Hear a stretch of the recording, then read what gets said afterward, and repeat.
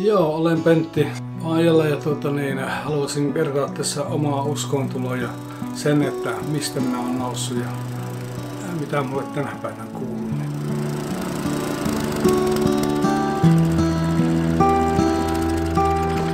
Yes, sir. Olen erittäin vaikea lapsuuden kautta kulkenut. Käynyt monennäköisiä rikollinen tien takana ja itsemurhan partaalle jouduin näissä elämän eri vaiheissa. Vuonna 1977 olin niin väsynyt yksinään, että 64 luupäätökseni vieraskaverissa oli semmoisen pitkän haulikon ja läksi ajelemaan Pirttilammelle mehtätielle. En tiedä, olisinko uskaltanut tehdä itselleen sitä, mutta tämmöisiä ajatuksia oli. Kun käännyin tuonne mehtätielle ja taas sinne lammille päin, niin yhtäkkiä tuli sydämelle semmoiset sanat, että Pentti menee Hakalaan. Ja niissä mietteen minä pyöräytin sitä autoja, enkä tiennyt, että Jumala on ja Jeesus on ja tämmöisiä asioita, että joku pyhä henki voi puhua niin selvästi, että käänsin auto ja läksin toiseen paikkaan. Pyöräytin ja sitten ajanut Hakala-nimiseen pieneen maalaismökkiin ja siellä oli 2 uskovaa vanhusta laulamassa minun sukulaiskylässä hengellisiä lauluja. Niin tarkkaan Jumalan kello löi minun kohdalle, että 3 sekeistöstä laulusta 2 sekeistöä on laulettu, viimeinen sekeistö laulamatta ja siinä on tämmöiset sanat, älä jää nyt pois, kun kutsunsa soi. Se viimeinen kutsu jo olla voi. Tule luokseni, saat kaikensa anteeksi. Niiden sanojen ja laulun sanojen kautta minä polvistun siihen natisevan kiikkutuoliin eteen ja vanha Siiri mummolasko käit minun hartialle ja julisti Jeesuksen nimessä ja veressä mulle kaikki entinen anteeksi annetuksi ja uutta elämää Jeesuksen kanssa.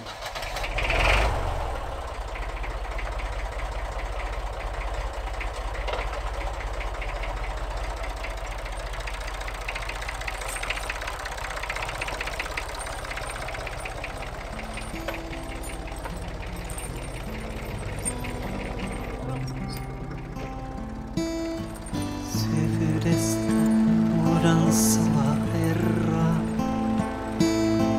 kuule minun ääneni. Tarkatko sinun korvasi? Rukousteni ääntä. Se on vuonna 80. Läksin aamulla leipomolle töihin ja autokuskiksi. Otin 2 ämpäriä mukaan ja ajattelin, että yllätän saarani sitten. Mutta sinun tykönäsi on.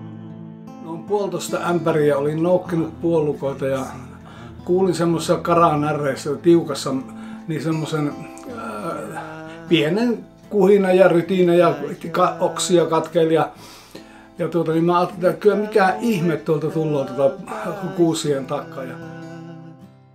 Haukka tuli ja kynsissä oli siellä lehtokurppa ja lehtokurppa piti kovasti ravia siinä maassa ja yritti päästä irti, ei päässyt. Tuo kanahaukka nosti sen saalissa siihen oksalle 3 metrin korkeuteen ja ajattelin, että tässä hän tappaa, syö sen ja ottaa hengen. Mutta sitten tapahtui niin jännästi, että tämä haukka kääntyi yllättäen ja mä olin ihan hiljaa ja katon sitä haukkaa, niin kääntyi kahtomaan minua suoraan silmiin.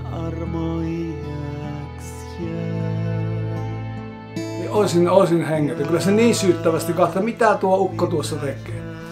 Noin 2-30 sekuntia katsottiin vastakkain ja oltiin molemmat ihan hissukseen. Niin sitten tapahtui mitä semmoinen, että Jumala rupesi puhumaan mun sydämelle, että ajattele, sinä olit samanlainen kuin tuo lehtokurppa vuonna 1977. Saatana otteessa. Saatana ote oli lyönyt kyntänsä minun niskaan ja talutti minua surmapaikalla.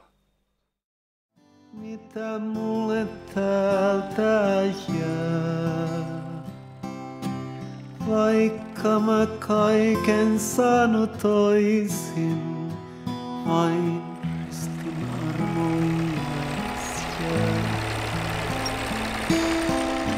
Anna mulle Herra rakkauttas, että mä tahtos tyytyä. Kulkea aina voisin täällä.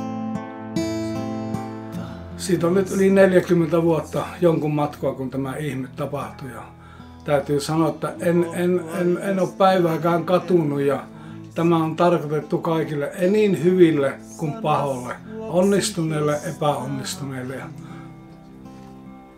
elämässä toivossa menettäneille, terveille ja sairaille. Ja kaikille ihmiskerroksille niin tämä on tarkoitettu.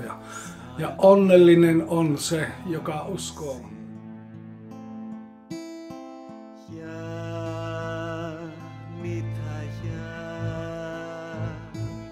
Minä puhun omalla suulla kaiken tämän kokemuksen. Raamatussa sanot, että sana on sinua lähellä, sinun suussa, sinun sydämessäsi. Se on se uskon sana, jota me saarnaamme. Jos sinä sydämessä uskot, annat mennä korvista sisään evankeliumi ja annat tipahtaa sydämen korkealle. Uskot sen täällä sydämessä. Ja sieltä se nousee huulille. Ja kakaset ulos, olen Jeesuksen oma, hänelle elämän luotu. Raamattu sanoo, että sinä pelastut. Vaikka mä kaiken saanut toisin, vain ristin armo